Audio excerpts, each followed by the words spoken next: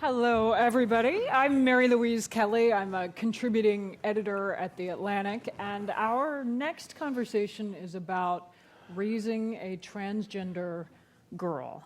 Not something that you, Wayne Maines, knew you were getting into when you and your wife adopted identical twin boys. One of those boys, Wyatt, from his toddler days, insisted that, in fact, he was a girl. And I know it took you some time to come to grips with that and to learn to fight for her and to learn to support her as she pushed to change her name from Wyatt to Nicole. Well, she is now Nicole. Nicole will be joining us via Skype and joining the conversation in a few minutes.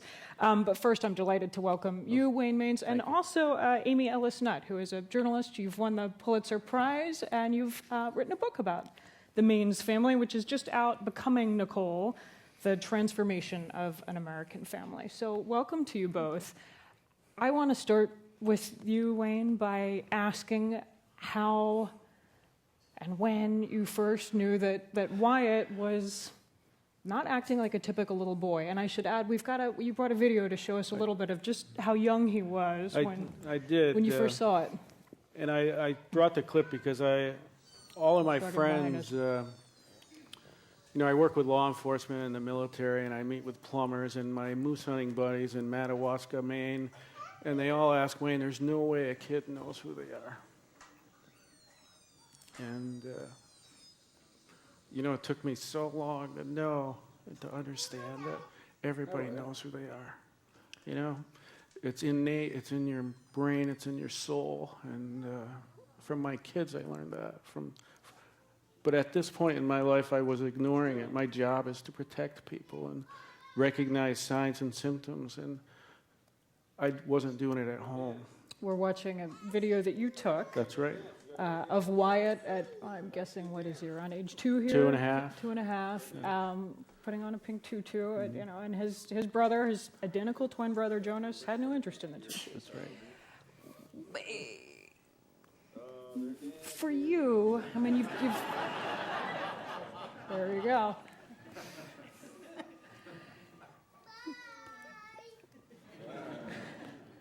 Well, I'm not a good video update.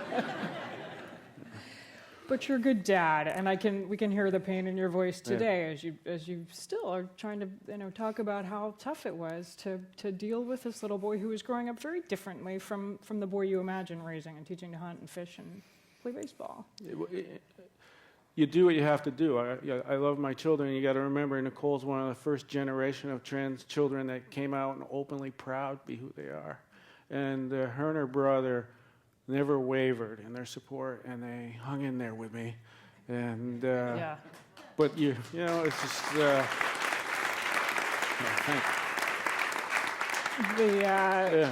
the twins are 18 now. They are, and I was struck as I read the book and learned your story. I just felt myself empathizing so much with all four of you, with your wife, with Nicole, with her twin brother Jonas.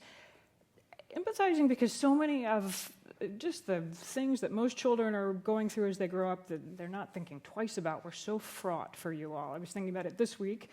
I'm headed tomorrow to my child's annual holiday concert at school, which was something that for you, for Jonas and Wyatt, this was a big thing that they were excited to participate in. But the dress code, the boys are supposed to wear a white shirt and pants, and the girls are supposed to wear a white shirt and a skirt. And what's Wyatt gonna wear?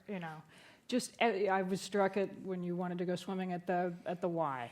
What bathing suit is Wyatt going to wear? What's he going to feel comfortable with? She going to feel comfortable with? And you were embarrassed by some of these choices and trying to protect your child. And can I also say that the person who came up with this solution to the skirt to the Christmas concert was Lisa Earhart, the guidance counselor at Asa Adams, and her solution was culottes. Culottes. Hard to argue with. That's right. And the bathing suit solution? Pink. Jonas had a black wetsuit, and Nicole had a pink wetsuit. Yeah.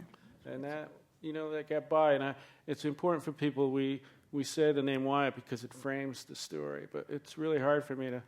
Wyatt's just a name, so it's hard. Yeah.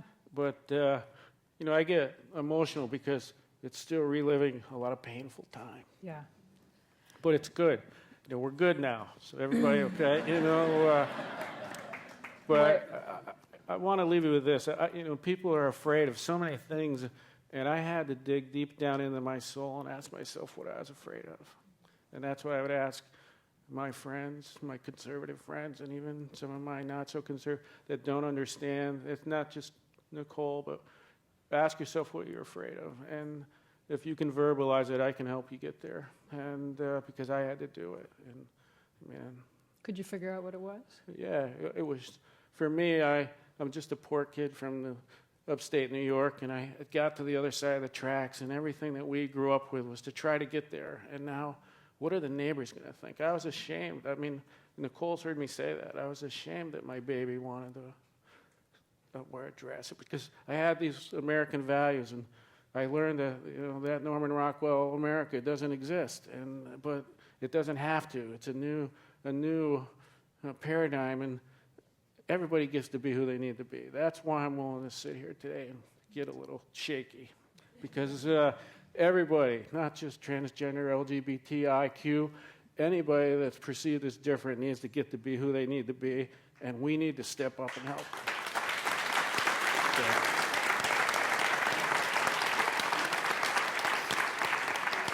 And I'll just note for those who haven't read the book and don't know your story, Wyatt officially changed name to Nicole. It was the summer before 5th grade. That's correct. Right? And it was a name that you and your wife had some input into, but it sounds like Nicole knew she wanted to be Nikki, and that was, That's right. You were going with it. You'll meet her. We don't have a lot of input. Nicole's her own force. Her first choice was Raven, but it was all based on TV.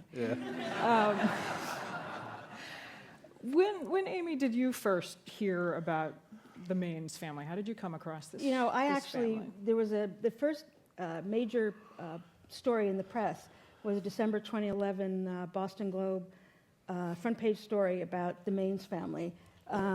Interestingly enough, the editor was Marty Barron, who's now featured in Spotlight, and is also now the editor of the executive editor of the Washington Post. I read that story and I was fascinated by it. But I didn't obviously know the family. At the time, I didn't know that they were being represented by a lawyer, someone that I had known 30 years earlier. They'd gotten a lot of press, but they wanted to hold off on doing anything, but they thought maybe eventually write a book. So it was the lawyer who contacted me. And so I came up to meet the family after initially saying to my agent, it's a fascinating story, and I'd love to do it, but do you think anyone's going to want to buy a book about a transgender kid? And that was, 3.5 years ago, and that's how much things have changed. When I met the family, one of the first things that I loved about them was that everything about them turns gender on its head, aside from, the particulars of their story. As you can tell if you've met Wayne for the first time here, this is a man in touch with his feminine side. The man cries a lot. And I love that about him. But he described himself to me, was an Air Force veteran, conservative, hunter, moose, and all those things. And if you get to meet Kelly or you get to hear her, Kelly is this stalwart, quiet, reserved, grounded, not very emotional person. And when you meet Nicole, you will see she's very assertive, very colorful. Kelly always says the alpha female. Jonas is the poet. And Nicole freely says, Jonas is much more sensitive than I am. So, this is a really normal family in a really extraordinary situation, but everything about them, I think, puts the lie to the fact that we have just two genders, and there's male and there's female. We should back up and just make sure people know the reason that your family was on the front page of the newspaper was because of a lawsuit that you filed that eventually made its way to the Maine Supreme Court. This was because of an incident that happened with Nicole in 5th grade.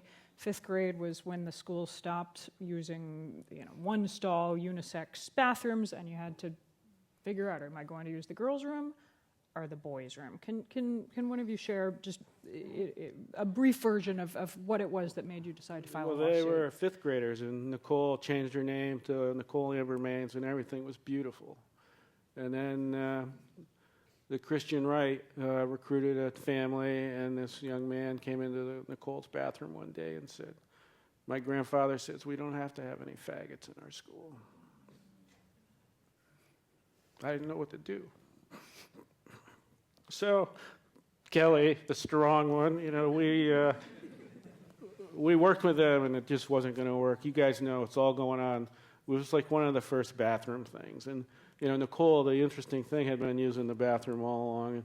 And it all helped. Our world changed forever. I wouldn't be here today if it wasn't for that, because we knew we weren't going to get everything our way. We were just trying to raise our kids. And the school offered a number of different solutions, Right. from saying that they would supervise Nicole to saying she should use the teacher's bathroom, which was a unisex one, and there were various incidents that continued to happen that made you all uncomfortable. You eventually filed suit raising these questions. Does a transgender girl have the right to use the bathroom that she identifies with? And we should note that you ended up winning that case. Absolutely.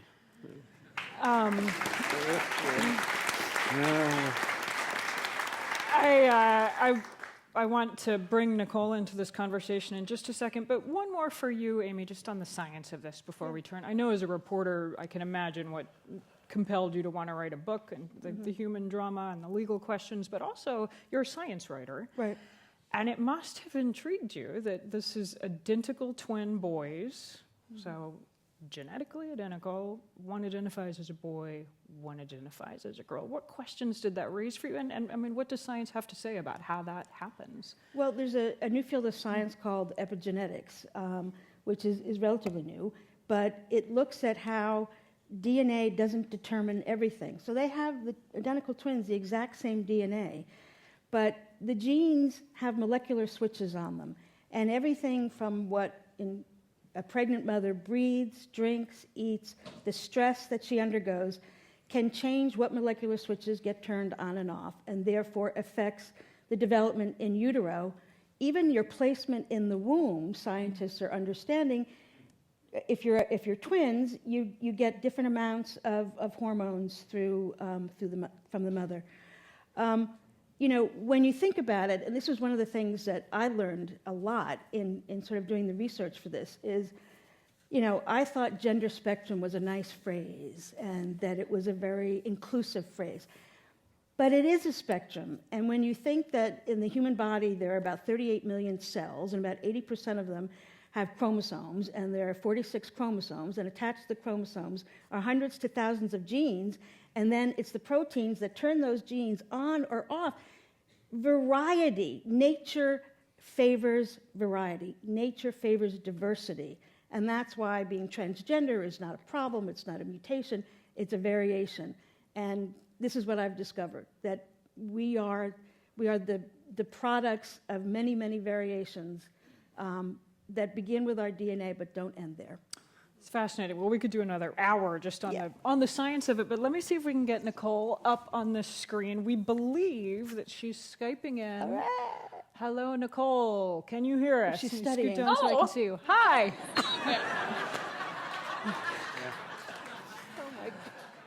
Hi, I can hear you. Hi, Nicole. I'm glad you can hear us. Are you pretending to study because you know your dad is here watching this? You better be Or- studying. Pretend? What are you saying? Hi. I don't know how much you can see of us. This is Mary Louise Kelly here with your dad and with Amy. And I have to tell you, when we learned you were going to be Skyping in, your dad said, "Oh my God, I hope she's cleaned up her dorm room before I hope she's cleared the pizza boxes." So everything you can see is clean, and everything that's not isn't? Yeah. That's what we thought. Yeah. Efficiency. So you're up at the University of Maine. You're studying for exams, I understand. Halfway Yes. through freshman year. How's it going? Going.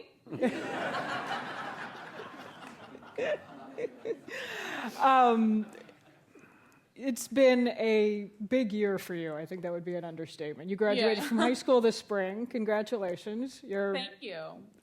working on studying for exams as a freshman at University of Maine. Can I ask you about that would be plenty big in the life of most 18-year-olds. I'm guessing for you there was a bigger event this year on July 28th of this summer. Yeah.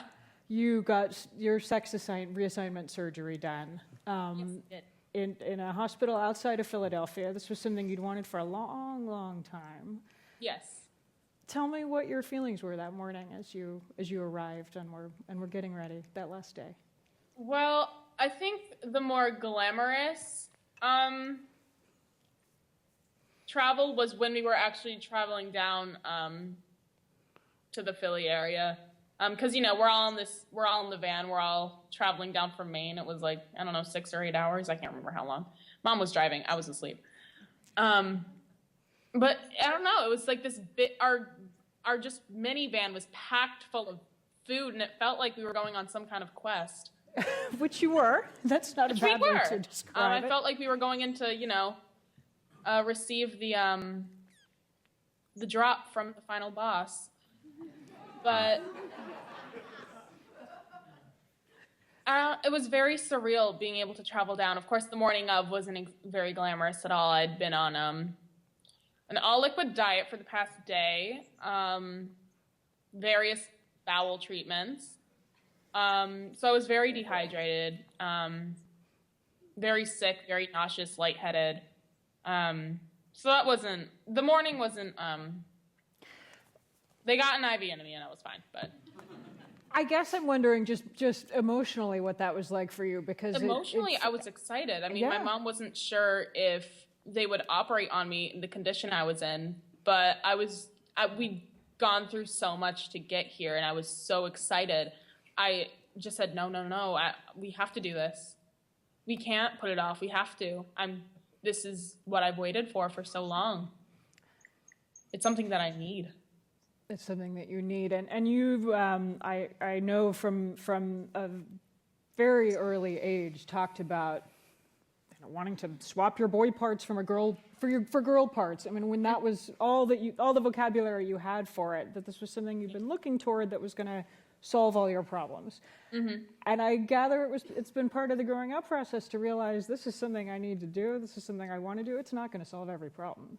Yeah, no. Yeah. I'm still going to have real world problems. Yeah. I know throughout your childhood you went to different schools. At some schools you had a better experience than others. At some schools you were more open with your classmates than others. Mm-hmm. In college, arriving on campus, most of the other students must know your story, right? I mean, you've been in the headlines both in Maine and nationally. Does everybody kind of know who you are when you walk around campus? Not everybody, because I try not to, I've sort of tried to separate my public life with my private life a little bit. Sure. Her campus actually which is a newsletter on campus. It's a female newsletter. Just asked me the other day if I would be interested in just doing a little piece for them as a celebrity on campus. And I was like, and first of all, I was like, celebrity is kind of a vague term, kind of loose. I mean, if you want to use that term, I'll take it. I mean, if you want to. But I was a little hesitant because I do try to separate my two lives. And so when I sent the response email, I said, I'll do it because I'm happy to help. But I do want some of your questions to be rather focusing a little bit more on my life as a person, right, rather than as a trans icon. Right. And of course, I just spoke in a lecture the other day. The class was going over transgender issues, and the professor, who my father and I both know, asked if we would come speak and feature the book.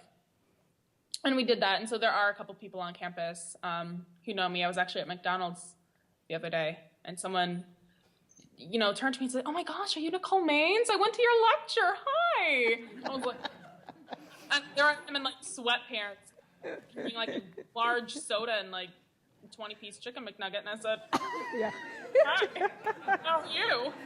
One of those times you were really hoping not to be recognized out there. I guess what I'm getting at is this is the first time where not only has your body matched the person you always have felt yourself to be, but where you've been able to be just completely open about who you are. Your dad, I hope you don't mind me sharing, Wayne was saying he gets to have lunch with you every Wednesday near campus and that he's met your boyfriend. And I have to say, I thought, oh, that's so great. I'm so happy because I know that dating was a challenge in high school and in the past, trying to figure out when's the right moment to tell my story to this cute guy. Yeah. Yeah. Well, the way I've sort of seen it with dating is I tell them, first I get to know them, and then I spring it on them. But I've kind of, at first I was really afraid after 2 years of not coming out to people in middle school. I sort of forgot how to do it. And so in high school, I really had to figure out how to come out to people again. And then by my senior year, I felt like I was like really, really good at it. And so and since, we were in this huge legal case, I said, okay, I'm going to start playing a game with people. I said, oh my God. So I'll like be messaging them or, talk to them. I'll say, hi, do you want to play a game? And they'll say, sure. All right, so I want you to go onto Google. That's step 1. And so they're like, all right, I'm on Google. Step 2 is search Nicole Maines, and then I wait. And then either goes good or it goes bad.